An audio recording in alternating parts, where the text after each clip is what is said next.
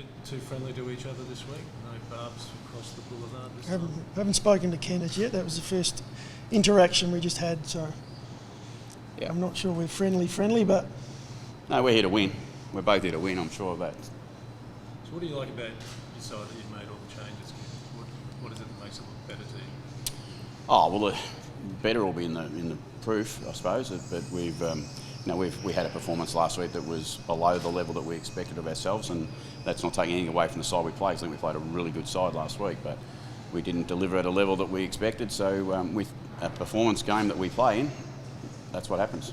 The obvious one to ask about is Fantasia, out because of the lack of form, a lack of confidence? Or yeah, he just hasn't quite been able to hit the scoreboard like we know he can and will.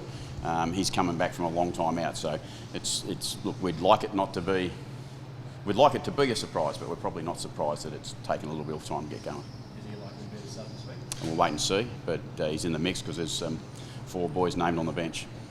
Georgiadis, confidence-wise, where's he at? Oh, look, clearly he's down a little bit on his confidence because his form would display that he's lacking a little bit of belief himself. Now, Mitch gets a number of opportunities, but the greatest thing for Mitch to do is go back and just play with some freedom and enjoy playing football and take some of the pressure that's being applied by himself as much as anyone, I think, and give him a chance to chill. We know how good he is. We know how exciting he's going to be for the future. Is Finlayson's workloads, his form so far, convincing for you? I wouldn't have used the word convincing, but we know how good he is and we know what he provides us with. And, he had an unfortunate injury in the pre-season and syndesmosis injury, which takes a little bit of time to get back. We know he's back moving well and moving really well. So we look forward to him now coming in. And he does provide us with that other option in the ruck for us. So how do two teams that had difficult weekends build confidence into a showdown, or does it just come naturally?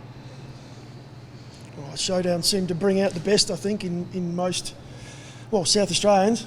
And then the boys that, I guess, become SA South Australians after they've been here for long enough, they know what a showdown means. So that rivalry is what sort of lifts everyone for a showdown clash. And I think both teams, coming off performances, we were as frustrated and disappointed as what I'm sure Ken and his crew were after last weekend. So it's a long week when you come off a loss. The game can't get here quick enough, so Saturday night is going to be should be a ripper. I've got no doubt that mob will come out breathing fire, especially if he's got anything to do with it. But our guys love that, so we look forward to it. Ken, you couldn't just rely on a showdown to correct whatever it was that led to that performance last week. Yeah, we've got to be a little bit careful that over 2 weeks we had one really strong performance, one really poor performance. But I would say poor performance was forced on us by the opposition that we played. I think we played a red-hot team last week, and they made us really pay. We certainly would expect to be better than we were last week. And we do look forward to the showdown, because the showdown, I don't care what anyone says, if you can't get up and you can't get ready to play in a showdown, you're probably not, you're playing the wrong sport, because this is a competition that we all love to be a part of, and the rivalry between the two clubs is real. And our blokes, like Nixie, our blokes are waiting to go. The verbal bumps that your boys threw this one last year, are they genuine? Yeah, there's a genuine rivalry. Let's not get confused with what gets mixed up sometimes. Sometimes the real part about what's true about this is there's a genuine sporting rivalry, and there's genuine hatred. I'm not frightened to use the word of hatred, because it's a sporting rivalry. This is not a personal thing in any way. I think everyone in this state loves the fact that both teams want to get each other and want to get them good, and I think that's true. You called it Port Power last year. Yeah, I did. Yeah, the hatred's Yeah, I think there's no doubt about that. And it's not, I think Kenny nailed it. It's not a personal hatred. I mean, Tom Jonas and I would say solid mates, at least I thought we were. It's not personal. It's white line. We cross that. It's a battle. I think that's why people love it. That's why we pack the stadium out. That's why it's one of the highest rated games on the calendar. Because there is that, we watch Port play on weekends and we want them to lose. It is what it is. We don't like them. Can you do with the sense of responsibility your players carry with the jumper they wear tomorrow night, particularly when most of them didn't grow up seeing the jumper in their youth? Yeah, it's just a great moment for us, to be honest. Our heritage is getting acknowledged, and that's what we're proud of. And there's been a lot of people work really hard to make sure we get this opportunity to play in our state against our rival and wear the jumper that we as a football club connect to so greatly as a family, and that's true. Is it a burden on them No way. No, it's an honour. Absolute honour to wear this jumper. It must be a hell of a week for Butts. How did he turn things around after being dropped last week? Oh, Butsy took it. Butsy did exactly what we were after. Sometimes you make decisions not purely around you need time back. It's about sometimes a jolt, sometimes it's just a response you're looking for, and we got that response. It's not always something you see on a footy field. He's a really important part of our journey and where we're heading. He's a rock solid key defender at his best. He's beaten some of the best forwards in the game. And he responded really well to the challenge we put to him, and he'll come back into the side this week. What did he do? From a response point of view, there's stuff that we'll hold behind closed doors, but it's not just what you're doing on the footy field. Obviously, the team that went out there last weekend in a practice match played some good footy. He was very much a part of that, but there's a lot more than that, a lot more behind the scenes. So the 6'5", 6 giants down Port's forward end probably influencing the decision. There's always decisions made around selection of who you're playing against as well, and part of that's what you've got to counter what the weapons are from the opposition, and they've got a number of weapons down there. Ken, Jason Horne-Francis copped a pretty severe public review of his game against Collingwood, particularly when he didn't chase it one footage. How have you reviewed him? How have you handled him? Like all our young players, we know it's an opportunity for him to get better, an opportunity to learn. I get a little bit fascinated by a 19-year-old getting the attention he's getting, but we understand somewhat why. But the reality is this kid's going to make some mistakes. He's not going to have a perfect football career from today forward. It'll be up and down.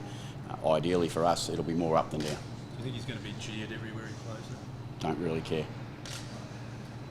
Other selection news.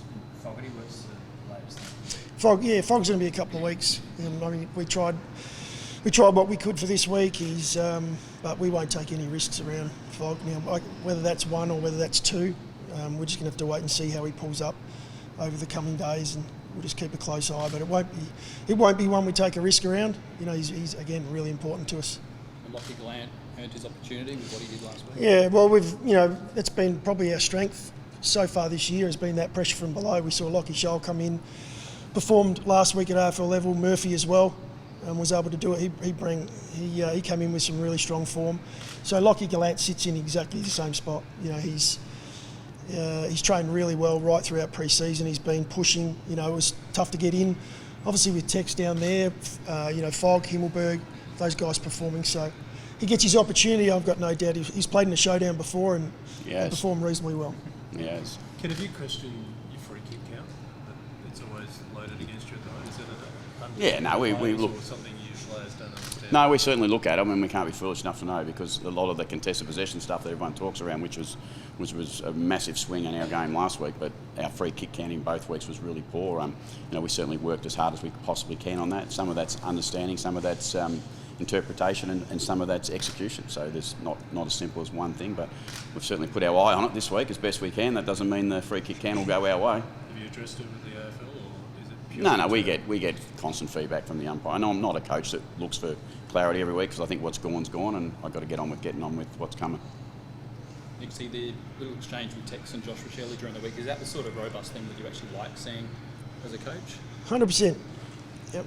We'd much rather that than them not talking.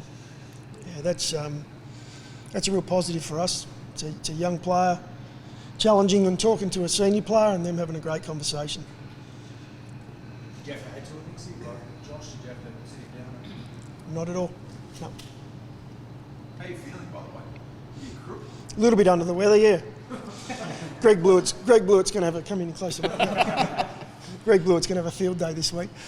I took Wednesday actually. It took me Wednesday. The family were knocked out this week, but no, I've come good. We're ready to go. Not sure I have much impact on in between the white lines, but hopefully off the field. Now, Saturday you promised you'd throw one for this Showdown. Have you got one ready? Well, there's no need. There's no need. We've got plenty of time still to go reach. Have you found it a bit sort of placid this week? No, I haven't, because I know that the tension that goes into a Showdown. You might find it maybe a little more placid, I don't know, but there's enough tension going on in my world, in our club, than I need to worry about, and I'd much rather it be a much smoother and quieter week. But the reality is, it's not. It's a Showdown. There's a lot. I was going to say something else. There's a lot riding on it. Glad Robbie Gray's not at the Enix. Yes, I am. Yeah, I hope he enjoys watching it from the stands. And Oh, look, from our point of view, it's another week. I know it's Showdown, and it's a fantastic day, right? It's fantastic for this state, for footy, but it's another game for us. We're trying to get better every week, and we have to get better every week. So we've prepared normally. We haven't done anything differently. We're ready to go. Just happens to be against this mob. Can you just talk to us a bit about what the home advantage means in terms of your players and their mindset, Nixie, from the other side? Some of the guys that haven't played in Showdowns, their first one's going to be an away one, like Isaac, for example. Yeah, there's no doubt your home Showdown's really important, and for us, we've got a packed out stadium tomorrow night of Port people, and for those who can't, the members who can't actually get there, we'd love the Port members to hand their ticket over to another Port person so we can actually fill the place up, because it is an intimidating environment. It doesn't matter, when we play the reverse Showdown and it's theirs, it feels the same for our players. So when it's your turn to own the stadium, you need to bloody own it, and we're going to try to own it with Port Adelaide people tomorrow night, and it's going to be a hostile environment for the Adelaide Crows. Some that haven't experienced it. Yeah, it's part of the experience, isn't it? It's part of the journey they've got to go on. They've got to get ready to play in front of a parochial crowd, and they are a loud crowd. For those who don't want to go, feel free to give it to a Crows person. No, don't. More than happy. I'm sure there'll be 10 or 20,000 of our mob would rock up. No, it's great experience. Great experience for a group coming through. We've got enough players that have played in it that have shared that throughout the week, but you don't know until you actually walk out for that first bounce. What it's really going to be like. But what do you learn about yourself as a player in these sorts of moments, and as a young guy like Isaac as well? What's what we work on the entire time. He's been able to do it under pressure. A lot of players, when they first come into the league, they can get it done. They get drafted for a reason, but when the pressure comes on, and there's 50,000 screaming and you can't hear yourself think, that's the next challenge. That's when the best players step up.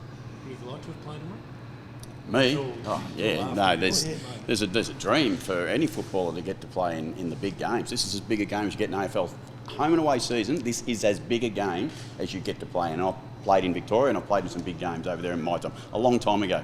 But this is as big a build-up of any home and away game in the competition, bar none. The Showdowns are the highlight, in my view, of a lot of AFL seasons.